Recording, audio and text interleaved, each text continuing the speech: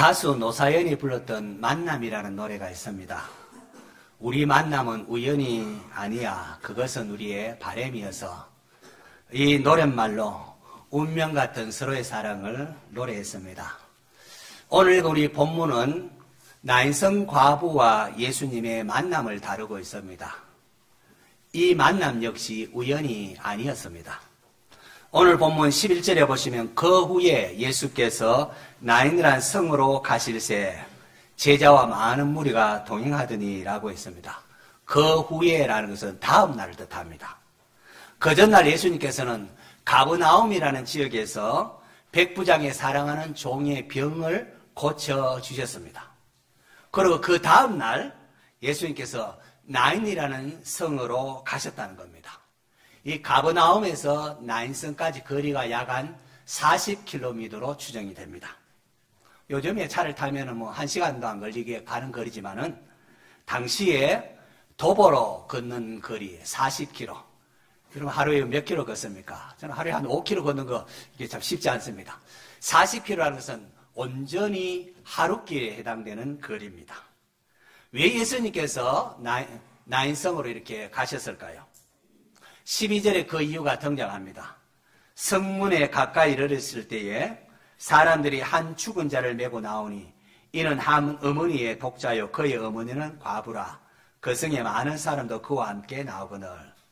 예수님께서 나인성에 도착했을 때에 그곳에서는 장례 행렬이 있었습니다. 한국말 성경에는 빠져있지만은 원어 성경에 보면은 성문에 가까이 이르렀을 때에 보라라는 단어예요. 보라. 한 죽은 자를 메고 나오니 이는 한 어머니의 독자요 그의 어머니는 과부라. 이 보라라는 단어가 있습니다. 이 누가복음을 기록한 누가는 예수님께서 아침 일찍 서둘러서 나인성에 이렇게 가셨는데 거기 보라라는 단어를 통하여 놀라움을 누군가를 만나는 장면을 말하면서 놀라움을 표현하고 있습니다. 예수님께서 왜 아침 일찍 이렇게 갔는가? 보라! 바로 이런 만남이 준비되어 있구나 하는 것을 뜻합니다. 예수님께서 나인성 과부를 만난 것은 결코 우연이 아니었다는 겁니다. 예수님께서 이 만남을 위하여 이곳에 오셨구나. 보라! 하면서 말하고 있습니다. 예수님께서 슬픔을 당한 나인성에 있는 과부의 독자를 살리기 위하여 나인성까지 오셨던 겁니다. 누가복음 8장 22절 이하에 보면은 예수님께서 거라사인 지방에 귀신 들린 자를 고친 이야기가 나오는데 이때도 마찬가지입니다. 어느 날 갑자기 예수님께서 제자들에게 우리가 호수 건너편으로 가자. 난데없이 갑자기 호수 건너편으로 가자고 하셨습니다. 제자들이 배를 타고 호수 건너편 거라사인 땅으로 갑니다. 그런데 그곳에 누가 있었는가 하니까 더러운 귀신 들린 자가 있었습니다. 얼마나 많은 귀신이 그 사람을 괴롭혔는지 귀신의 이름이 군대 귀신입니다. 그는 무덤 사이에 거하면서 옷도 입지 않고 그렇게 귀신에 들려서 비참한 삶을 살고 있던 사람입니다. 예수님께서 그 사람에게부터 귀신을 쫓아내어 주셔서 그 사람을 고쳐주셨습니다. 그러니까 그 지방에 있는 사람들이 와보고는 귀신 들리던 사람이 고침받은 걸 보고 놀랐습니다. 놀라면 예수님 영접해야 될 텐데요. 두려워하면서 예수님이 그 지방에서 떠나기를 강구합니다. 왜냐하면은 군대 귀신이 그 사람에게서 나와서 돼지떼들에게 들어갔는데 그 돼지떼들이 그냥 호수로 내리달아서 그냥 몰사했기 때문입니다. 그러니까 그 지방 사람들이 우리 재산도 축인할까 싶어서 그냥 예수님부터 그 지방을 떠나시기를 구했습니다. 예수님께서 자기를 거부하는 거라사인 사람들을 떠나서 다시금 배를 타고 돌아가십니다. 결국 예수님께서 왜 호수 건너편으로 가자, 왜 배를 타고 호수 건너편으로 갔느냐? 그것은 거라사인에 있던 귀신 들린 한 사람을 만나서 그를 고쳐주기 위함이었습니다. 그리고 예수님께서 이 땅에 계실 때에는 스스로 육신적인 제한을 받으셨습니다. 예수님께서 나인성 장례 행렬을 만나는 그 시각을 고려하면은 아마도 예수님께서 아침 일찍, 새벽 일찍 서둘러서 아마 가버나움을 떠났을 것으로 추정이 됩니다. 슬픔에 빠져있는 이 나인성 과부를 만나기 위하여 새벽 일찍 서두르시는 우리 예수님 모습을 한번 상상해 보십시오. 예수님께서 제자들과 함께 그렇게 서둘러서 이렇게 나인성이라는 성에 가까이 왔을 때입니다. 그때에 일단의 장례 행렬이 이렇게 성문을 빠져나가고 있습니다. 누가는 여기서 두 행렬이 만나는 것을 우리에게 보여주고 있습니다. 한쪽은 가버나움에서 올라온 예수님을 중심으로 한 제자들과 허다한 무리가 이렇게 들어오고, 또 다른 한편에는 죽은 자를 중심으로 한 여인과 과부와 마을 사람들입니다. 이 두 행렬이 이렇게 만납니다. 둘 다 중심에 독자가 있습니다. 한 행렬에는 하나님의 독자 예수님이 중심이 되고 있고, 반대편에는 과부의 독자, 죽은 독자가 중심이 된 이 두 행렬이 만납니다. 세상의 모든 장례가 참 슬프겠지만은 과부의 독자의 장례식은 어떠하겠습니까? 가족이라는 다 죽고 어미만 혼자 덩그러니 남아 있습니다. 남편이 일찍 세상을 떠나고 마지막 남아있는 아들 하나마저 이제 떠나갔습니다. 여인에게 있어서 이 아들은 삶의 희망이요 마지막 등불과 같은 존재였습니다. 그러니까 그 아들의 죽음 앞에 얼마나 슬펐겠습니까? 슬픔 속에 울부짖는 절망한 여인의 모습을 우리가 상상할 수가 있습니다. 누가는 그 장면에서 예수님의 모습을 우리에게 소개합니다. 13절 보시면요. 13절 보시면은 주께서 과부를 보시고 불쌍히 여기사 울지 말라 하시고, 누가는 처음으로 예수님 향하여 주께서 큐리오스라는 주님이라는 호칭을 사용합니다. 아마도 누가는 이 사건을 통하여 예수님께서 생명의 주인 되심을 말하고 싶었던 것 같습니다. 주께서 과부를 보시고 불쌍히 여기사, 여기에 주목하셔야 됩니다. 예수님께서 불쌍히 여기심, 바로 이것이 예수님께서 새벽 일찍 서둘러서 가버나움을 떠나 나인성으로 오신 이유고, 나인성에 죽은 과부의 독자를 살리시는 이적을 베푼 이유가 주께서 과부를 불쌍히 여기사, 거기에 달려 있습니다. 예수님께서는 독자에 이런 슬픔에 울부짖는 과부를 향하여 울지 말라 하십니다. 그리고는 가까이 오셔서 그 관에다 손을 대셨습니다. 상녀를 운반한 사람들이 이상히 생각하고 멈춥니다. 그도 그럴 것이, 이 랍비라고 생각되는 사람이 시체에 손을 댄 겁니다. 그리고 당시 상녀는 우리가 생각하는 많은 사람들이 행렬을 옮겨매고 오동나무 관, 고급 관으로 해서 이렇게 운반하는 게 아니고, 당시에는 요람처럼 생긴 걸 가서 이렇게 사람이 들고 간 겁니다. 그러면 그 관에 손을 댔다는 것은 시체에 손이 닿았음을 뜻합니다.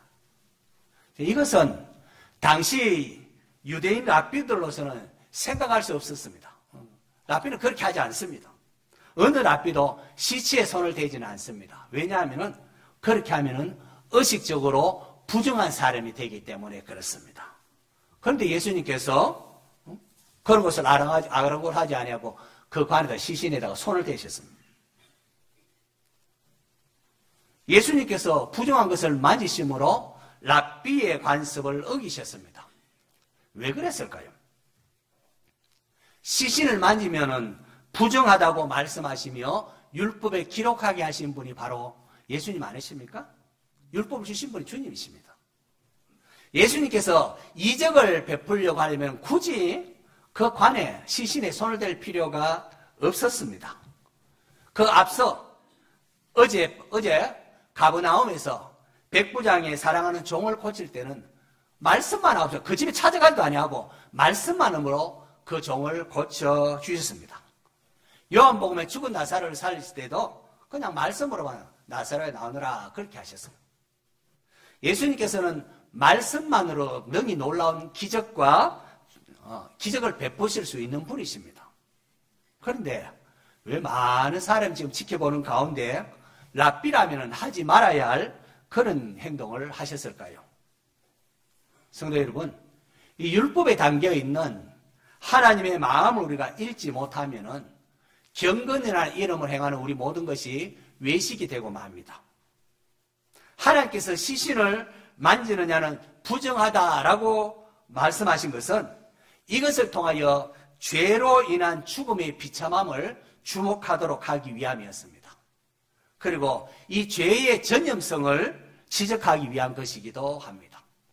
나아가 율법으로는 죽음을 정복하기 못하기 때문에 하나님의 은혜가 필요함을 상기시켜 주는 겁니다. 그런데 예수님께서 그 관에 손을 대신 것, 이것은 그 슬픔이 젖어 있는 그 여인을 향한 사랑의 마음으로 한 것입니다. 그리고 더 중요한 것은 사람들은 시신에 손을 대면은 의식적으로 그 사람이 불결해지고 부정해지지만은 예수님은 오히려 그 부정을 정하게 하시는 분이시기 때문에 그렇습니다. 주님은 죄로 인하여 찾아온 이 사망 권세를 깨뜨리기 위하여 관에 손을 대신 겁니다. 슬픔에 잠긴 여인을 위하여 구원의 은혜를 베풀고자 주님께서 그 관에 시신에 손을 대셨습니다.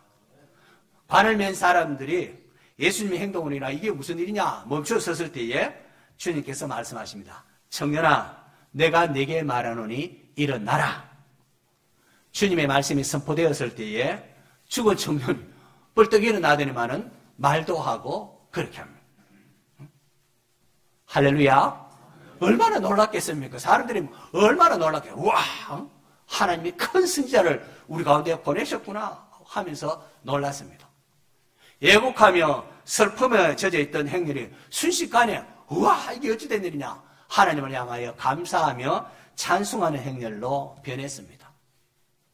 사망의 슬픔에 젖어있던 행렬이 예수님으로 말미암아 생명과 기쁨의 행렬로 바뀌었습니다. 예수님은 바로 이 일을 위하여 하늘 보좌를 버리고 이 땅에 오신 하나님의 아들이십니다. 이 일을 위하여 예수님께서는 골고다 언덕에 오르셔서 십자가를 지신 겁니다. 성도 여러분, 이 사건을 이렇게 보면은 이 사건에는 믿음이라는 단어가 전혀 나오지 않습니다. 얼마 전에 2023년 항저우 아시안 게임이 있지 않습니까? 그때 기자들이 아시아 게임을 이렇게 이모저모로 이렇게 글을 쓰면서 주요 경기의 관전 포인트라는 것을 말하는 것을 봤습니다. 가령 이번에 한국 축구가 아시안 게임 3연패 도전에 성공할 것인가, 그걸 주목하면 보자 이렇게. 또 높이뛰기 우상혁 선수, 지난번에 아깝게 은메달 따는데 참 세계적인 선수인데 이번에는 금메달을 딸 것인가. 수영의 황선우 선수가 아시안 게임에서 남자로 드디어 3관왕에 오를 수 있을 것인가. 뭐 이런 관전 포인트로 이렇게 적는 것을 봤습니다. 여러분, 이건 스포츠뿐만 아니라 뮤지컬, 영화, 오페라 모든 것 관람할 때도 그 공연을 더 깊이 즐기기 위해서는 이 관전 포인트를 유심히 볼 필요가 있습니다. 오늘 라인성의 기적을 살펴볼 때도 관전 포인트가 있습니다. 예수님께서 여러 가지 이적에 갔을 때에 그 각자를 기술하는 기자가 강조점이 있다는 겁니다. 예수님께서 난성 과부의 독자를 살리는 이 난성의 기적을 기술할 때에 특이한 게 있습니다. 이 사건 속에는 믿음이라는 이야기가 전혀 등장하지 않는다는 겁니다. 여인아, 내 믿음이 독자를 살렸느니라. 내 믿음대로 되리라. 믿으면은 하나님의 영광을 보리라. 이런 이야기가 나오지가 않습니다. 이상하지 않습니까? 앞서 지난날 어제 가버나움의 백부장의 종을 고칠 때는 예수님께서 백부장의 믿음을 칭찬하셨습니다. 내가 너희에게 이르노니 이스라엘 중에도 이만한 믿음은 만나보지 못하였노라 하면서 백부장의 믿음을 칭찬했습니다. 또 백부장의 종을 고치실 때에 백부장의 선행이 두드러지고 있습니다. 그는 피지배층인 이스라엘 백성들을 위하여 회당도 지어줬고 구제도 많이 했습니다. 그래서 이스라엘 장로들조차도 주님, 이 사람에게는 이적을 베푸는 것이 합당하니이다. 그렇게 했습니다. 그런데 오늘 본문에 나오는 여인의 모습에는 그런 게 전혀 없습니다. 여인은 기적의 은혜를 이렇게 받을 만한 어떤 선행이나 어떤 일을 한 것이 보이지 않습니다. 나인성 과부는 백부장처럼 아들 살려달라고 그렇게 애걸하지도 않았습니다. 그녀는 예수님 누구신지도 제대로 몰랐습니다. 그저 서름의 걸을 겨워서 희망이 꺾여버리고 절망 가운데 그냥 슬피 통곡하고 슬퍼할 따름이었습니다. 그런데 예수님께서 그녀의 죽은 독자를 살려주심으로 허물어져 버린 어머니의 마음을 위로하시고 그에게 아들을 돌려주셨습니다. 누가복음을 기록한 누가는 이것을 통하여 독자들에게, 우리들에게 무엇을 말하고 싶었을까요? 딱 두 글자입니다. 뭘까요? 은혜. 그렇습니다. 누가는 이 사건을 통하여 독자들에게 예수님의 은혜를 말하고 싶었던 겁니다. 백부장의 그 선행이 참 훌륭하고 우리가 본받아야 할 것입니다. 하지만 예수님의 은혜는 백부장처럼 선행을 많이 해야만 주어지는 것이 아니라는 겁니다. 2000여 년 전 예수님께서 나인성 과부를 위하여 행하신 이 놀라운 기적은 그야말로 은혜였습니다. 순수한 주님의 은혜의 선물입니다. 예수님께서 슬픔에 짓눌린 여인을 불쌍히 여기셔서 관에 손을 대기까지 하시면서 그녀의 아들을 되돌려 주셨습니다. 그녀의 미래를 회복시켜 주셨습니다. 바로 이것이 예수님의 마음이었다는 겁니다. 주께서 그녀를 보시고 불쌍히 여기사. 성경을 읽을 때 이 주님의 마음을 우리가 읽을 수 있어야 합니다. 바벨론 포로의 고통 속에 있던 이스라엘 백성들, 그때도 하나님께서 예레미야를 통하여 자신의 마음을 이렇게 말씀하셨습니다. 너희를 향한 나의 생각을 내가 아나니 평안이요 재앙이 아니니라. 너희에게 미래와 희망을 주는 것이니라. 주님은 백성들에게 미래와 희망을 주고 싶어 하십니다. 주님은 오늘도 마찬가지입니다. 오늘도 예배드리러 찾아온 저와 여러분들에게 은혜를 베푸시고자 하십니다.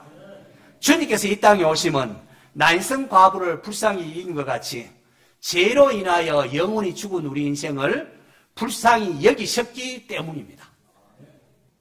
육신의 죽음보다 더 영원한 죽음으로부터 우리를 구원하기 위하여 이 땅에 오셨습니다. 이를 위하여 하늘 보좌를 버리시고 은혜를 베푸시기 위하여 사람이 되어서 낮고 천한 이 땅에 오셨습니다. 나인성의 기적은 남의 이야기만이 아닙니다, 여러분. 모든 인생은 영적으로 보면은 나인성 밖에 있던 그 두 행렬 중에 한 행렬에 속해 있습니다. 생명의 주 되신 예수님의 중심으로 한 행렬과 죽은 시체를 중심으로 한 행렬 사이 두 군데 어느 한 행렬에 우리 인생은 놓여져 있습니다. 오늘 여러분은 어느 행렬에 속해 있는 자입니까? 나인성 밖으로 나오던 과부와 죽은 독자의 행렬. 이건 사실 앞서거니 뒤서거니 시간의 문제이지 결국은 우리 모든 인생의 행렬일 수밖에 없습니다.